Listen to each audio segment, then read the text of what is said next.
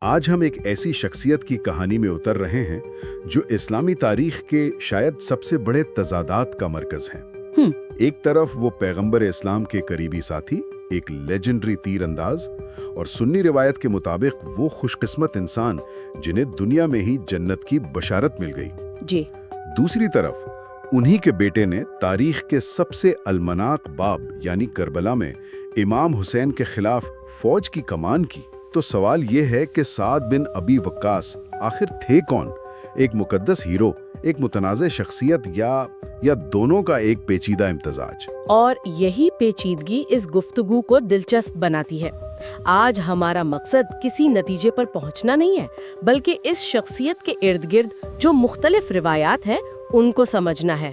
صحیح۔ ہمارے پاس جو ذرائع ہیں، سنی، شیعہ اور پھر جدید محرخین کی تحقیق، وہ ایک ہی شخص کی بالکل مختلف تصویریں پیش کرتے ہیں۔ تو ہم یہی کھوج لگائیں گے کہ ایک ہی انسان کو تاریخ میں اتنے الگ الگ زاویوں سے کیوں یاد رکھا جاتا ہے؟ بالکل، کہیں وہ فارس کو فتح کرنے والے عظیم کمانڈر ہیں، تو کہیں تاریخ کے نازک ترین موڑ پر ایک خاموش تماشائی بن جانے والے سیاستدان۔ تو آئیے بالکل شروع سے شروع کرتے ہیں۔ سعد بن ابی وقاص تھے کون؟ ان کا تعارف کیا ہے؟ وہ قریش کے بنو زہرہ قبیلے سے تھے، جو پیغمبر اسلام کا ننھیالی قبیلہ بھی تھا۔ اچھا، یعنی رشتہ داری تھی؟ جی، اس لحاظ سے وہ آپ صلی اللہ علیہ وسلم کے قریبی رشتہ دار تھے۔ وہ اسلام قبول کرنے والے ابتدائی لوگوں میں سے تھے۔ کچھ روایات کے مطابق تیسرے یا چوتھے شخص تھے۔ بہت شروع میں۔ اور ایک بہت مشہور اعزاز ان سے وابستہ ہے کہ انہوں نے اسلام کے دفاع میں پہلا تیر چلایا تھا۔ یعنی شروع سے ہی وہ ایکشن میں نظر آتے ہیں، ایک جنگجو، ایک صف اول کے ساتھ ہی۔ بالکل۔ ان کی پیدائش 595 عیسوی کے قریب مکہ میں ہوئی اور وفات 674 عیسوی کے آس پاس مدینہ کے قریب ان کی ذاتی جاگیر العقیق میں ہوئی۔ لیکن وہ صرف ایک جنگجو نہیں تھے۔ انہوں نے عراق کے شہر کوفہ کی بنیاد رکھی اور اس کے پہلے گورنر بھی بنے۔ فارس کی فتح میں ان کا کردار مرکزی تھا۔ اچھا۔ اور ان کی حیثیت اور دولت کا اندازہ اس بات سے لگائیں کہ وفات کے وقت انہوں نے تقریباً 2.5 لاکھ درہم کی وراثت چھوڑی، جو اس زمانے کے حساب سے ایک بہت بڑی ایک شاہی رقم تھی۔ ٹھیک ہے، تو ایک کامیاب امیر اور با اثر شخصیت۔ اور جب ہم ان کی فوجی کامیابیوں کی بات کرتے ہیں تو سب سے پہلے جنگ قادسیہ کا نام ذہن میں آتا ہے، جس نے فارس کی ساسانی سلطنت کی کمر توڑ دی تھی۔ جی، یہ ان کے کیریئر کا سب سے بڑا لمحہ تھا۔ ساسانی سلطنت، جو اس وقت کی سپر پاور تھی، اسے شکست دینا ایک تاریخی کارنامہ تھا۔ لیکن یہاں ایک بہت ہی دلچسپ اور شاید متنازع تفصیل ہے۔ ذرائع بتاتے ہیں کہ جنگ کے دوران سعد خود میدان میں موجود نہیں تھے۔ جی، یہ درست ہے۔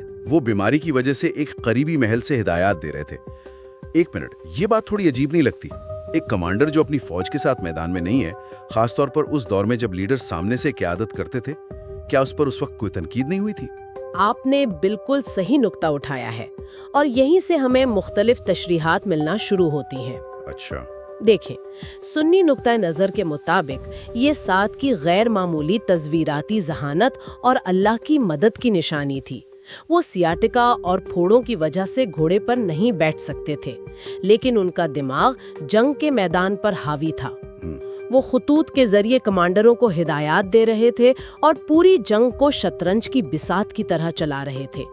تو اس روایت میں ان کی جسمانی غیر موجودگی ان کی قائدانہ صلاحیتوں کو مزید اجاگر کرتی ہے۔ یعنی یہ دلیل دی جاتی ہے کہ ان کا دماغ ان کے جسم سے زیادہ اہم تھا۔ لیکن کیا یہ صرف بعد کی تاریخ ہے جو اسے ایک تزویراتی ذہانت کے طور پر پیش کرتی ہے؟ آج کے مورخین اسے کیسے دیکھتے ہیں؟ جدید اور تنقیدی مورخین اس تصویر میں کچھ اور رنگ بھی بھرتے ہیں۔ وہ کہتے ہیں کہ صرف سعد کی ذہانت ہی فتح کی وجہ نہیں تھی۔ اچھا۔ اس میں دوسرے عوامل بھی تھے۔ مثلاً ساسانی سلطنت خود اندرونی طور پر بہت کمزور ہو چکی تھی۔ سیاسی سازشیں، بار بار تخت بدلنا اور شاید طاعون کی وباؤں نے سلطنت کو کھوکھلا کر دیا تھا۔ جی۔ پھر میدان میں لڑنے والے دوسرے کمانڈر بھی تھے، جیسے القعقاء بن عمر جو اپنی بہادری کے لیے مشہور تھے۔ کچھ مورخین کا خیال ہے کہ بعد میں تاریخ نے فتح کا صحرا کسی ایک قریشی صحابی کے سر باندھنے پر زیادہ زور دیا تاکہ کریڈٹ مختلف قبائلی کمانڈروں میں تقسیم نہ ہو۔ یہ تو بہت دلچسپ بات ہے، اور پھر ایک اخلاقی سوال بھی پیدا ہوتا ہے جو ان فتوحات سے جڑا ہے۔ کیا یہ واقعی خالصتاً مذہبی جہاد تھا یا اس میں سلطنت کی توسیع پسندی کا عنصر بھی شامل تھا؟ کیونکہ ذرائع بتاتے ہیں کہ ان مہمات میں بڑے پیمانے پر ہلاکتیں ہوئیں اور فارس کے قدیم ثقافتی مراکز جیسے لائبریریاں تباہ ہوئیں۔ یہ ایک بہت گہری اور حساس بحث ہے۔ روایتی اسلامی نقطہ نظر اسے دین کے فروغ کے لیے ایک مقدس جنگ قرار دیتا ہے۔ صحیح۔ لیکن جدید علمی تحقیق اسے اس دور کے عالمی تناظر میں دیکھتی ہے جہاں بازنطینی اور ساسانی سلطنتیں بھی مسلسل ایک دوسرے کے علاقے فتح کرتی رہتی تھیں۔ ان مورخین کے مطابق ابتدائی مسلم ریاست بھی ایک ابھرتی ہوئی طاقت تھی، اور اس کی مہمات میں مذہبی جوش کے ساتھ ساتھ معاشی اور سیاسی محرکات بھی شامل تھے۔ ثقافتی تباہی کا معاملہ بھی پیچیدہ ہے۔ کچھ اسے جنگ کی ایک لازمی تباہی قرار دیتے ہیں، جبکہ دوسرے اسے ایک حملہ آور فوج کی ثقافتی بے حسی سمجھتے ہیں۔ تو ایک عظیم کمانڈر جس کی سب سے بڑی فتح بھی مختلف تشریحات کی زد میں ہے۔ لیکن اب ہم اس کہانی کے اس حصے کی طرف آتے ہیں جہاں یہ تضادات اور بھی گہرے ہو جاتے ہیں، یعنی پہلا فتنہ۔ اور جب ہم فتنہ کی بات کرتے ہیں تو یہ صرف ایک جھگڑا نہیں تھا، یہ اسلامی تاریخ کا پہلا بڑا بحران تھا، ایک خانہ جنگی جس میں صحیح اور غلط کی لکیریں دھندلا گئی تھیں اور صحابہ ایک دوسرے کے خلاف تلواریں اٹھا رہے تھے۔ بالکل، یہ امت کے لیے ایک زلزلہ تھا۔ خلیفہ عثمان کے قتل کے بعد حضرت علی خلیفہ بنے، لیکن ان کی خلافت کو چیلنج کیا گیا۔ جنگ جمل ہوئی، پھر جنگ صفین۔ یہ وہ وقت تھا جب ہر بڑے صحابی کو فیصلہ کرنا تھا کہ وہ کس کا ساتھ دیں گے۔ اور یہیں پر سعد بن ابی وقاص کا کردار سب سے بڑا معمہ بن جاتا ہے۔ ایک شخص جسے جنت کی بشارت دی گئی، وہ اس خانہ جنگی میں حضرت علی جو کہ چوتھے خلیفہ تھے کا ساتھ دینے کی بجائے غیر جانبدار کیوں ہو گئے؟ یہ سمجھنا بہت مشکل ہے۔ اور اس ایک سوال پر اسلامی تاریخ سنی اور شیعہ نقطہ نظر میں واضح طور پر تقسیم ہو جاتی ہے۔ سنی دفاع یہ ہے کہ ان کی غیر جانبداری تقوی کی علامت تھی، وہ مسلمانوں کا خون بہانے سے بچنا چاہتے تھے۔ ان کا موقف تھا کہ یہ ایک فتنہ ہے، اور پیغمبر اسلام کی ایسی احادیث موجود ہیں جن میں فتنے کے وقت الگ تھلگ رہنے، گھر میں بیٹھ جانے اور کسی گروہ کا حصہ نہ بننے کی تلقین کی گئی ہے۔ اچھا، ان کے نزدیک سعد کا عمل اسی نبوی ہدایت پر تھا۔ تو ایک طرف تقوی اور مسلمانوں کا خون بچانے کی دلیل ہے، اور دوسری طرف جدید مورخین اسے خالص سیاسی چال کہہ رہے ہیں۔ ان دو تشریحات میں تو زمین آسمان کا فرق ہے۔ یہ کیسے ممکن ہے کہ ایک ہی عمل کو اتنے مختلف زاویوں سے دیکھا جائے؟ یہی تاریخ کی خوبصورتی اور پیچیدگی ہے۔ شیعہ نقطہ نظر ان دونوں سے مختلف ہے۔ ان کے نزدیک یہ نہ تو تقوی تھا اور نہ ہی صرف سیاسی چال، بلکہ یہ ایک سنگین اخلاقی ناکامی تھی۔ اخلاقی ناکامی؟ جی، ان کا استدلال یہ ہے کہ جب حق اور باطل یعنی امام علی اور ان کے مخالفین واضح طور پر آمنے سامنے ہوں تو غیر جانبداری کا کوئی مطلب نہیں ہوتا۔ ان کے مطابق ایسے وقت میں خاموش رہنا یا غیر جانبدار ہونا بالواسطہ طور پر ظالم کی حمایت کرنے کے مترادف ہے۔ ان کے لیے یہ خاموشی ظلم میں شراکت تھی۔ ٹھیک ہے، تو ہمارے پاس تین مختلف تشریحات ہیں: تقوی، اخلاقی ناکامی اور سیاسی حقیقت پسندی۔ اس حوالے سے ایک مشہور واقعہ بھی ہے، جب ان سے بیعت کا مطالبہ کیا گیا تو انہوں نے ایک عجیب شرط رکھی۔ جی، یہ واقعی ان کے موقف کو سمجھنے کے لیے بہت اہم ہے۔ کہا جاتا ہے کہ جب ان پر دباؤ ڈالا گیا کہ وہ کسی ایک فریق کی بیعت کریں تو انہوں نے کہا، مجھے ایک ایسی تلوار لا دو جو مومن اور کافر میں فرق کر سکے۔ یہ تو ایک شاعرانہ بات لگتی ہے، لیکن عملی طور پر اس کا کیا مطلب تھا؟ یہ تو ایک ناممکن شرط ہے۔ کیا وہ جان بوجھ کر ایک ایسی چیز مانگ رہے تھے جو کوئی نہیں دے سکتا تھا تاکہ انہیں فیصلہ نہ کرنا پڑے؟ بالکل۔ ناقدین اسے ایک بہت ہی ذہین بہانہ قرار دیتے ہیں۔ وہ کہتے ہیں کہ اس شرط کا مقصد ذمہ داری سے بچنا تھا۔ لیکن سنی علماء اس کی تشریح یوں کرتے ہیں کہ یہ ان کی انتہائی پرہیزگاری تھی کہ وہ کسی ایسے شخص پر تلوار نہیں اٹھانا چاہتے تھے جو کلمہ پڑھتا ہو، چاہے وہ باغی ہی کیوں نہ ہو۔ وہ اس فتنے کو اتنا گہرا سمجھتے تھے کہ ان کے نزدیک مومن اور کافر کی تمیز ہی ختم ہو گئی تھی۔ لیکن جیسا آپ نے کہا، عملی طور پر یہ ایک ایسا موقف تھا جس نے انہیں تنازع سے باہر رکھا اور ان کی حیثیت اور دولت محفوظ رہی۔ جی بالکل۔ جانبداری اگلی نسل کے لیے ایک بہت خطرناک مثال بن گئی۔ آپ نے کہانی کے سب سے المناک اور حساس موڑ کو چھیڑ دیا ہے۔ سعد کے بیٹے عمر بن سعد وہ شخص تھے جنہوں نے کربلا میں امام حسین کے خلاف اموی فوج کی قیادت کی۔ جی۔ ذرائع بتاتے ہیں کہ پہلا تیر بھی اسی نے چلایا اور بعد میں شہداء کے جسموں پر گھوڑے دوڑانے کا حکم بھی دیا۔ یہ ایک ایسا داغ ہے جسے تاریخ کبھی نہیں مٹا سکتی۔ تو یہاں باپ کی ذمہ داری کا سوال کیسے اٹھایا جاتا ہے؟ سنی نقطہ نظر تو بہت واضح ہے۔ قرآن کا اصول ہے کہ کوئی بوجھ اٹھانے والا کسی دوسرے کا بوجھ نہیں اٹھائے گا۔ جی، سنی علماء کا موقف یہی ہے کہ عمر بن سعد ایک بالغ شخص تھا اور اپنے اعمال کا خود ذمہ دار تھا۔ مزید یہ کہ سعد کا انتقال کربلا کے واقعے سے تقریباً 6 سال پہلے ہو چکا تھا۔ 6 سال پہلے؟ جی، تو وہ منطقی طور پر اپنے بیٹے کے اس انتخاب کے ذمہ دار کیسے ہو سکتے ہیں جو ان کی وفات کے کئی سال بعد کیا گیا؟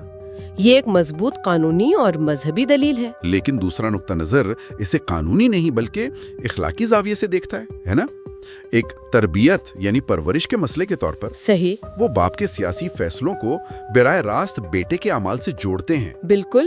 شیعہ نقطہ نظر یہ ہے کہ باپ کی سیاسی غیر جانبداری، فتنے میں حق کا ساتھ نہ دینا اور اموی حکومت کے ساتھ تعلقات قائم رکھنا، اس نے ایک ایسا ماحول پیدا کیا جس میں بیٹے کی اخلاقی ترجیحات بگڑ گئیں۔ ان کا کہنا ہے کہ عمر بن سعد نے دیکھا کہ اس کے والد نے مشکل وقت میں دین پر دنیاوی تحفظ کو ترجیح دی، تو اس کے لیے بھی رے کی گورنری نواسہ رسول کے قتل سے زیادہ اہم ہو گیا۔ وہ اسے ایک نسل سے دوسری نسل میں منتقل ہونے والی سیاسی موقع پرستی کے طور پر دیکھتے ہیں۔ مطلب یہ براہ راست الزام نہیں بلکہ ایک ماحول اور تربیت کا سوال ہے۔ جی بالکل۔ یہ واقعی ایک گہرا اور پریشان کن تعلق ہے۔ تو ان کی سیاسی میراث تو بے حد پیچیدہ ہے، ان کی مذہبی میراث کا کیا؟ انہوں نے تقریباً 271 احادیث بھی روایت کی ہیں۔ ایک راوی کے طور پر ان کی کیا حیثیت ہے؟ اور یہاں بھی ہمیں وہی تقسیم نظر آتی ہے جو ان کی سیاسی زندگی میں تھی۔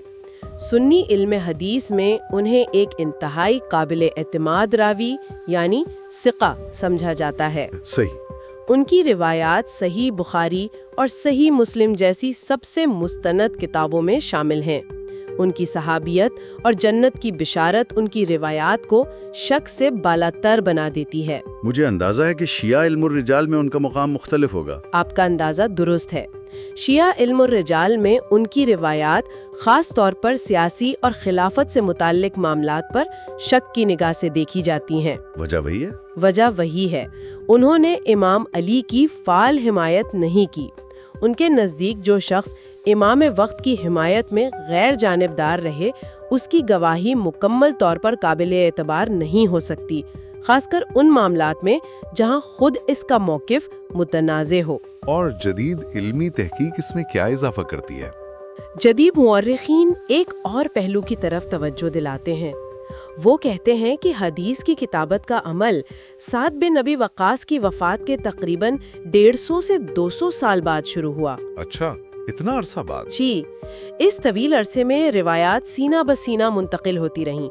اس لیے یہ ممکن ہے کہ وقت گزرنے کے ساتھ ساتھ انسانی یادداشت، سیاسی حالات اور مختلف گروہوں کے نظریات نے ان روایات کے متن اور مفہوم پر اثر ڈالا ہو۔ وہ کسی کی نیت پر شک نہیں کرتے بلکہ تاریخ کی منتقلی کے عمل کی پیچیدگی کو اجاگر کرتے ہیں۔ اور اس سب کے مرکز میں عشرہ مبشرہ کا تصور ہے، یعنی وہ 10 صحابہ جنہیں جنت کی بشارت دی گئی۔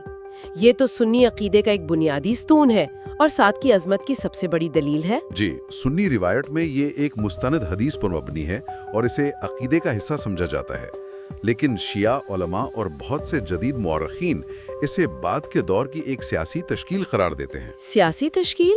مطلب؟ مطلب یہ کہ یہ تصور اموی دور میں اس لیے مقبول کیا گیا تاکہ ابتدائی مسلم اشرافیہ، خاص طور پر پہلے 3 خلفاء اور ان کے حامیوں کو ہر قسم کی تنقید سے بالاتر قرار دیا جا سکے۔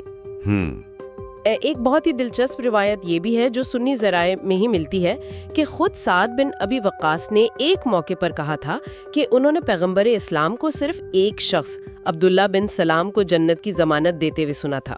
واہ، یہ تو پورے تصور پر ہی سوال کھڑا کر دیتا ہے۔ اگر خود عشرہ مبشرہ میں سے ایک شخص یہ کہہ رہا ہے تو اس کا مطلب ہے کہ شاید یہ تصور ان کی زندگی میں اتنا واضح اور مشہور نہیں تھا جتنا بعد میں بن گیا۔ بالکل، یہ اس بات کی طرف اشارہ کرتا ہے کہ تاریخ کے بہت سے تصورات وقت کے ساتھ ساتھ مضبوط اور واضح ہوتے چلے جاتے ہیں۔ تو آخر میں ہم سعد بن ابی وقاص کو کہاں کھڑا کریں؟